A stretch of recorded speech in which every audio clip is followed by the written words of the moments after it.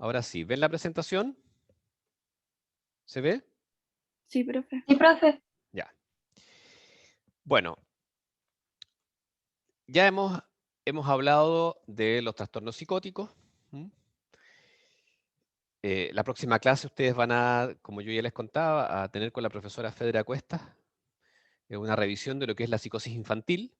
¿Mm? Y todos los cuadros asociados a la psicosis infantil. Y nosotros vamos a ver ahora otra gama de trastornos que son de los más frecuentes. ¿Mm? Y por cierto, son de hecho los que están cubiertos por el GES en Chile, justamente por su frecuencia y por el nivel de invalidez que genera. Bueno, ya sabemos que los trastornos afectivos, ya lo dijimos, ¿no es cierto? Su núcleo, lo que está alterado es justamente la esfera de los afectos, del ánimo. Bueno, el primer trastorno que vamos a identificar es el trastorno depresivo mayor.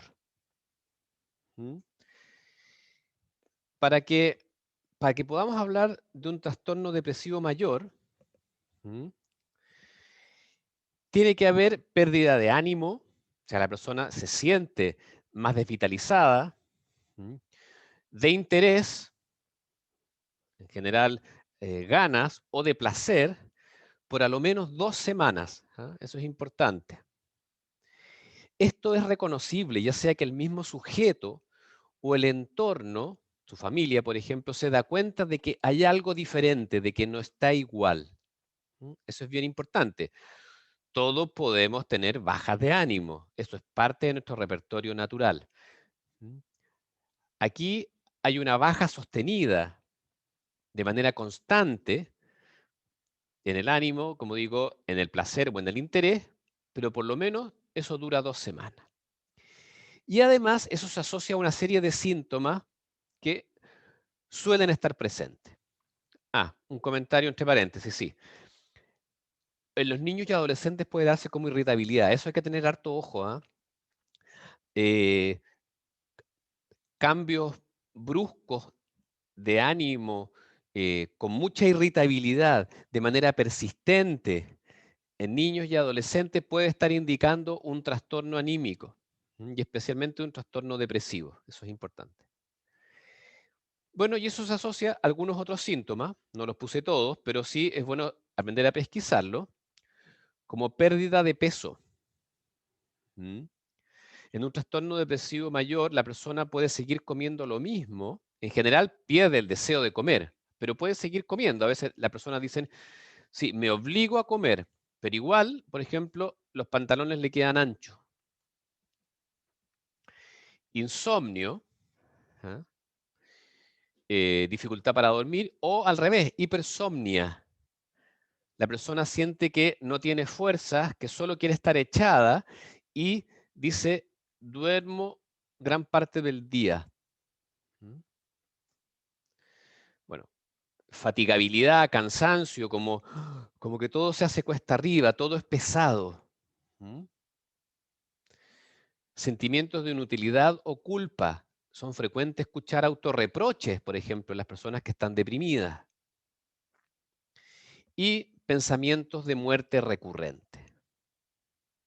O sea, si alguien refiere que por lo menos lleva 2 semanas, si no más,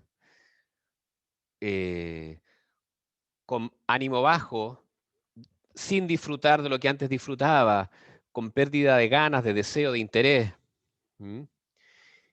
y además presenta algunos otros síntomas, estamos hablando entonces de un trastorno depresivo mayor.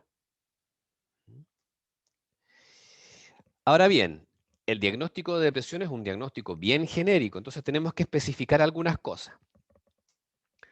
Primero, la gravedad. No se me ocurrió, pero ustedes lo pueden buscar. En la página del Ministerio de Salud está la guía clínica. Ustedes saben que el GES, o sea, Sistema de Garantías Explícitas en Salud, incluye la depresión. Y una de las primeras cuestiones que hay que hacer es determinar la gravedad de la depresión para saber dónde se va a atender, si por ejemplo la atención primaria, en un COSAM, si se va a hospitalizar, etc. ¿Ah? Bueno, ahí pueden encontrar en la página, como digo, web del Ministerio de Salud, una manera más o menos fácil de decidir acerca de la gravedad. Y ahí se clasifica en 3 tipos. Leve, donde los síntomas interfieren, pero levemente en la vida cotidiana. Moderada, donde los síntomas ya generan mayor nivel de malestar y mayor nivel de disfuncionalidad. O severa, que es en el fondo la depresión grave. Otra cosa que es importante es especificar si hay presencia o no de síntomas psicóticos. Yo ya les he mencionado, ¿no es cierto?, que en los trastornos afectivos puede haber síntomas psicóticos catatímicos.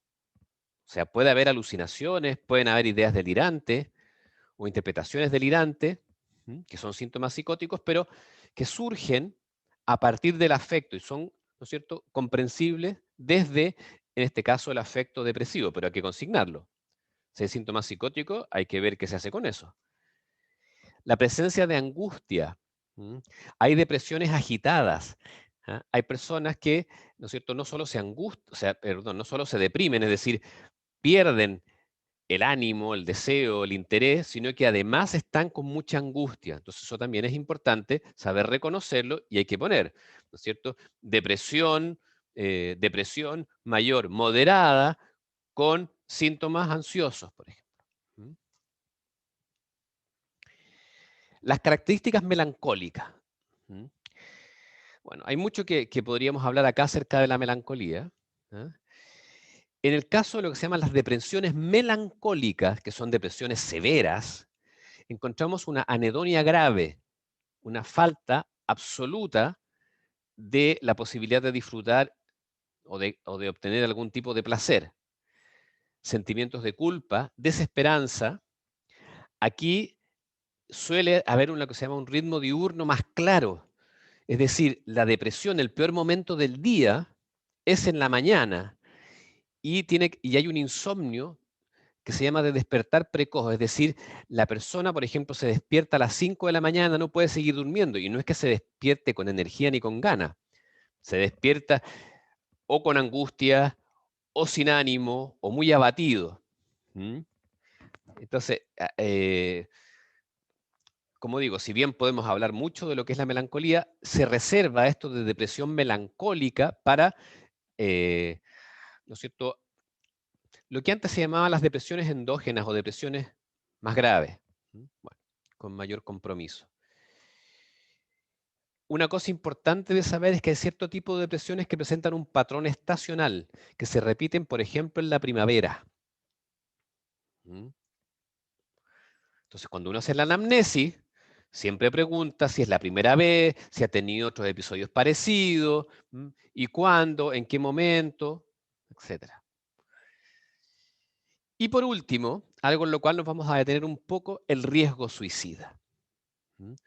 Una de las cosas que cualquier clínico tiene que saber evaluar es la presencia de riesgo suicida.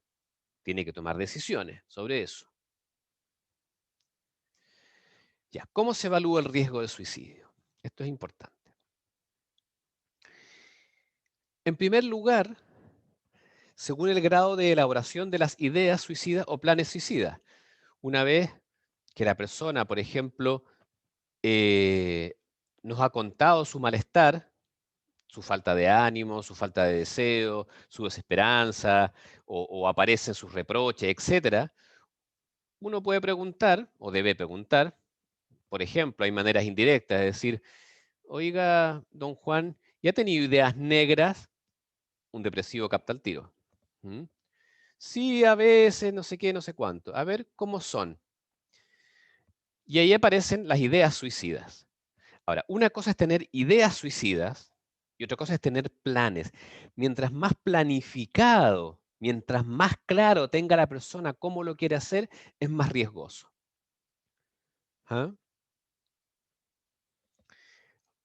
Es frecuente, no hay que asustarse con esto. Las ideas suicidas o las ideas de muerte son muy frecuentes en las consultas a un psicólogo. O sea, y en la población general son muy frecuentes.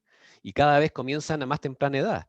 Por eso no hay que tenerle miedo, no hay que salir corriendo cuando hay ideas suicidas. Pero obviamente hay que evaluar el nivel de elaboración. Por ejemplo, la semana pasada teníamos que tomar una decisión con un caso donde la persona, bueno, tiene fantasía suicida hace mucho tiempo, pero esta vez ya lo tiene mucho más claro. Él sabe con qué sustancia se quiere suicidar, dónde, a qué hora, qué es lo que va a dejar dicho en una carta, entonces ya el riesgo es mucho más alto. ¿Por qué? Porque ya está muy planificado. No es lo mismo, como digo, tener fantasías o ideas que planes. Después, la frecuencia de la ideación suicida. Quizás debería haber puesto esto al principio, ¿no? ¿Tiene ideas negras? Sí, sí, sí. ¿Cada cuánto tiempo? No, a veces, a ver, pero ese a veces es todos los días, día por medio, de vez en cuando, ¿cómo es? Mientras más frecuente la ideación suicida, mientras más frecuentemente la persona piense en morir, también es más riesgo. La posición. ¿A qué me refiero con esto? Muchos pacientes refieren el deseo de morir, pero una actitud más bien pasiva. No, a mí me gustaría que me atropellara un camión. Sí, a veces pienso que me gustaría que me diera un infarto. O sí, si se voy andando en la micro y digo, bueno, si la micro se desbarranca no es tan malo. ¿Mm? Eso es menos riesgoso, porque eso es más pasivo, que cuando la persona es más activa. ¿Ah? Y dice, no, yo pienso que me debería pegar un tiro. Ahí la persona está actuando activamente. No es lo mismo, quisiera que se cayera la micro que quisiera pegarme un tiro. La apertura o renuencia a hablar del tema. Los verdaderos suicidas, intentos de suicidio hay todos los días y muchos. Pero el verdadero suicida se empieza a guardar esto, empieza a dejar de dar señales y no quiere hablar de eso. Eso es más peligroso que cuando la persona quiere hablar. A veces, cuando uno es medio inexperto, si la persona habla y cuenta sus ideas, se asusta más. Pero no, hay que asustarse más cuando la persona empieza a mirar y dice sí, no, y como que se lo guarda. Eso es más peligroso. ¿Ah? La planificación en solitario, el goce solitario de la fantasía suicida es más peligrosa que cuando alguien habla con franqueza acerca de, por ejemplo, su fantasía o sus ideas suicidas. Bueno, otra cosa que es importante es si hay intentos anteriores. ¿Ah? La persona que ya hizo un intento de suicidio es más fácil que lo repita a quien no lo ha hecho nunca. Ahora, siempre hay que evaluar los tipos de intentos. Y por eso insisto en esto, no hay que asustarse. Estamos llenos de intentos de suicidio donde la persona da montones de señales, ¿ah? De que se quiere suicidar. ¿Mm? Esos son, lo vamos a ver después en clínica, tienen una denominación particular, pero son intentos de suicidio que igual son riesgosos, son peligrosos, pero de alguna manera son señales al otro. Cuando ya se le da señales al otro, cuando se le muestra al otro las ganas de suicidarse, es menos peligroso. ¿Ah? O sea, por ejemplo, si en el intento de suicidio anterior la persona mandó mensajes por Facebook y por las redes sociales, o, eh, qué sé yo, eh, eh, hizo algo para que descubrieran, por ejemplo, dejó todas las pastillas tiradas en alguna parte, bueno, todo eso es menos riesgoso que si la persona la pillaron, por suerte. La persona se colgó y entró alguien y lo pilló colgando. ¿Mm? Ese intento de suicidio que no da señales es más peligroso. ¿Ah? Pero de todas maneras, siempre cuando ya aparezca la fantasía suicida o las fantasías de muerte o el deseo de muerte, hay que preguntar si ha habido intentos de suicidio anteriores. Lo mismo los suicidios en la familia. Estadísticamente, ¿no es cierto?, se suicidan más las personas que han tenido suicidios en la familia. Hay como un efecto facilitador, tanto de los intentos anteriores como de los suicidios en la familia. ¿Mm? Y bueno, algo que es bien importante es siempre ver el contexto vital y las redes de apoyo. ¿Mm? No es lo mismo una persona que vive sola, por ejemplo, que está solo en pandemia, deprimido, a alguien que vive con más gente, que tiene familia, que tiene hijos, ¿ah? Y que además sabe que cuenta con esos hijos, o que cuenta, qué sé yo, con hermanos, que participa en, qué sé yo, en una iglesia, o que participa en un club deportivo. ¿Ah? Eso también es bien importante. Y de hecho, ante el riesgo suicidio, uno activa las redes sociales. Entonces, estábamos hablando de los trastornos afectivos, de la depresión mayor. Obviamente que los intentos de suicidio no se dan solo en la depresión mayor, pero es habitual que haya ideas de muerte y pensamientos suicidas en los depresivos. Entonces, uno tiene que también evaluar el riesgo de ese pensamiento o de esa fantasía o de esos planes. ¿Mm? Y aquí les dejo un cuadro. Este es un cuadro de Alejandro Gómez, que es un psiquiatra, profesor de la Chile, que es experto en suicidio, y les puse ¿cómo se llama? La, ay, la referencia del artículo, lo pueden buscar, es re fácil, está en internet, en la revista de medicina de la Clínica Las Condes, ¿m? Y hay un artículo, si les interesa el tema, que es en el fondo bien útil para cualquier profesional. Es un artículo hecho no para psiquiatras ni para psicólogos, está hecho para los profesionales. Qué sé yo, cualquier médico, enfermera o nutricionista debería saber evaluar el riesgo de suicidio. ¿M? Entonces, para eso está hecho el artículo. ¿Ah? Y aquí entonces habla de riesgo leve, moderado, severo y riesgo extremo. ¿Mm? Incluye cosas que yo no dije, ¿ah? Como por ejemplo el nivel de impulsividad y el nivel de desesperanza, que también es bien importante. Sobre todo las depresiones melancólicas, una de las cuestiones fundamentales es la pérdida de esperanza. ¿Mm? Ya, entonces, dentro de los trastornos anímicos de la esfera depresiva tenemos la depresión mayor. Y ahora vamos a nombrar dos trastornos que se reconocen dentro de la esfera depresiva.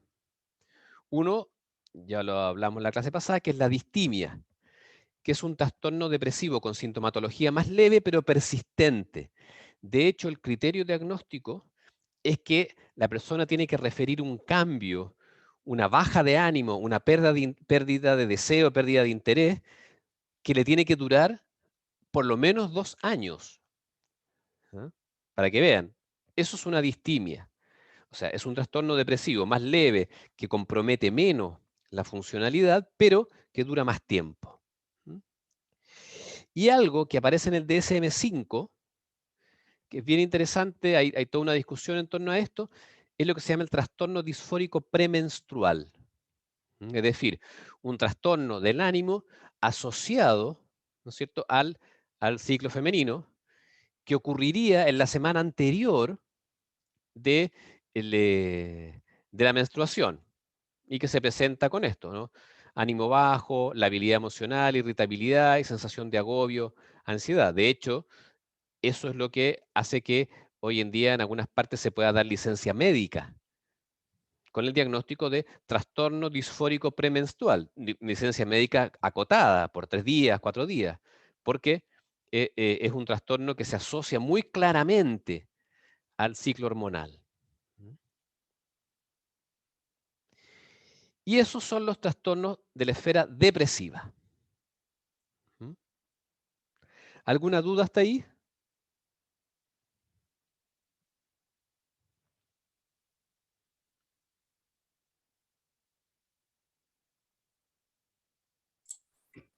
Hay más de esa esfera, ¿cierto? O, pero esos son los más comunes. Sí, son los más comunes. Sí, porque siempre están los trastornos sin especificar, los trastornos por sustancias, los trastornos asociados a enfermedad médica. ¿Mm? Pero eso es una cuestión que es transversal. Pero los que se suelen diagnosticar como trastornos depresivos propiamente tales, hoy, porque esto tiene una larga historia, desde las depresiones endógenas, exógenas, depresiones reactivas, depresiones mayores, depresiones menores.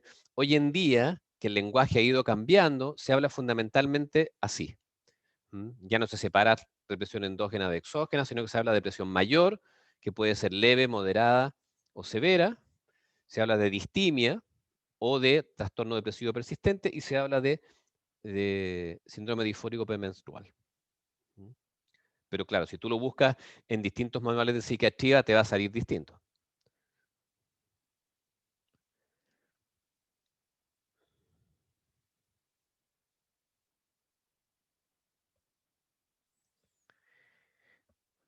Bueno, vamos entonces al trastorno bipolar.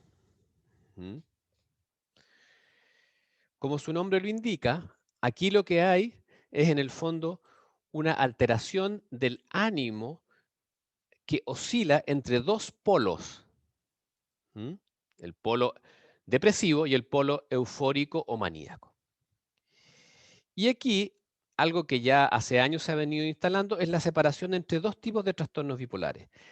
El trastorno tipo 1. A ver, siempre en el trastorno bipolar tiene que haber un trastorno a lo menos un episodio depresivo mayor. O sea, lo que ya vimos, tiene que haber algún periodo, ¿no es cierto?, de depresión mayor, en cualquier trastorno bipolar. Pero en el tipo 1 tiene que haber además un episodio maníaco identificable, o sea, donde la persona durante por lo menos una semana está con ánimo exaltado, puede ser irritable, exceso de energía, autoestima exagerada, y con sintomatología visible, como por ejemplo taquipsiquia, eh, pensamiento ideofugal, eh, verborreico, ¿ah? Pero eso tiene que ser más o menos identificable. Y en el trastorno bipolar de tipo 1 pueden presentarse síntomas psicóticos, es decir, eh, alucinaciones o delirios, también vinculados al estado de ánimo. En cambio, en el tipo 2 no hay un episodio maníaco. Yo les conté en algún momento que hoy en día se suele hablar de la esfera bipolar o el espectro bipolar.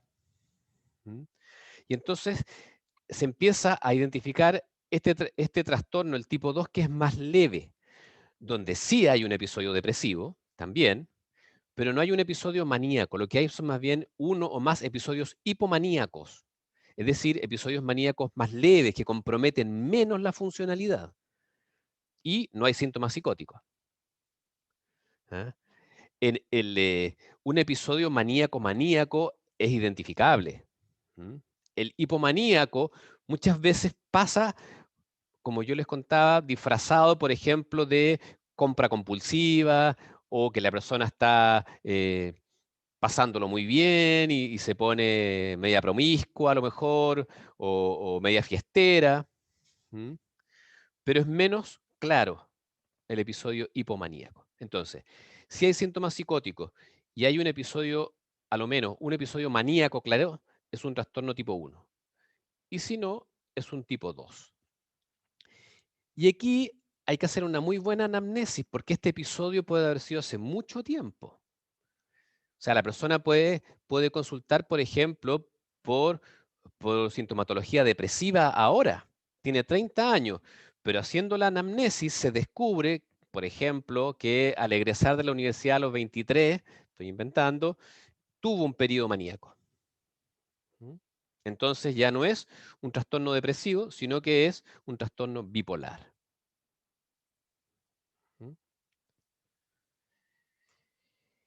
Bueno, y el trastorno ciclotímico, aquí también hay toda una discusión de eso es una personalidad ciclotímica, es un trastorno propiamente tal. Quiere decir que la persona presenta oscilaciones de ánimo importante, de tipo hipomaníaco, es decir, momentos donde la persona está muy energética o con muchas ganas de hacer cosas, verborreica, se mete, qué sé yo, en proyectos, pero sin que eso genere grandes niveles de disfuncionalidad. Y también, entre medio, aparecen síntomas depresivos, pero no es una depresión mayor. No alcanza a ser una depresión mayor. En el fondo es alguien que durante el último, por lo menos 2 años, y por eso, como digo, hay gente que plantea que esto más bien debería ser un trastorno de personalidad, que tienen oscilaciones de ánimo importantes, que pasan de la hipomanía a, a la depresión, pero sin que constituya un trastorno bipolar propiamente tal. ¿Por qué? Porque no hay tanto compromiso conductual, no hay tanto compromiso eh, en la funcionalidad personal, social, etcétera, o laboral. Eso es el trastorno ciclotímico. ¿Ya? Entonces, tenemos la depresión mayor y la distimia. Y en el equivalente tenemos la bipolaridad y el trastorno ciclotímico. Bueno, y por último, una cuestión que es bien importante, a propósito de lo que comentaba el compañero, siempre hay que evaluar si hay consumo de sustancias.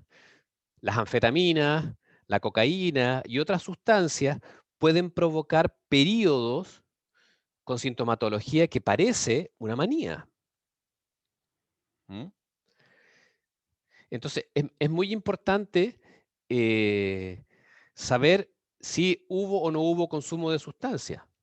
Porque claro, supongamos que hay alguien que consulta y uno diagnostica una depresión mayor, pero aparece, ¿no es cierto?, hace un par de años atrás, un periodo donde estuvo arriba de la pelota, pero resulta que estuvo, ¿no es cierto?, varios días consumiendo cocaína. ¿Ah? Bueno, cuidado con eso, porque probablemente entonces eso que a nosotros nos parece como maníaco o hipomaníaco en realidad tiene que ver con consumo de sustancias, eso es lo difícil. Y lo mismo la presencia, ¿no?, de alguna enfermedad médica, algún problema hormonal o algún otro tipo de problema, antes de hacer un diagnóstico. Sobre todo, piensen que aquí hay tratamientos farmacológicos de largo aliento, que algunos de ellos son bastante tóxicos, entonces hay que descartar, ¿no es cierto?, como digo, el abuso de sustancia o alguna enfermedad médica. Y eso, como hoy día en la clase íbamos a ver la guía, por eso solo me concentré en seleccionar lo más relevante de los trastornos afectivos.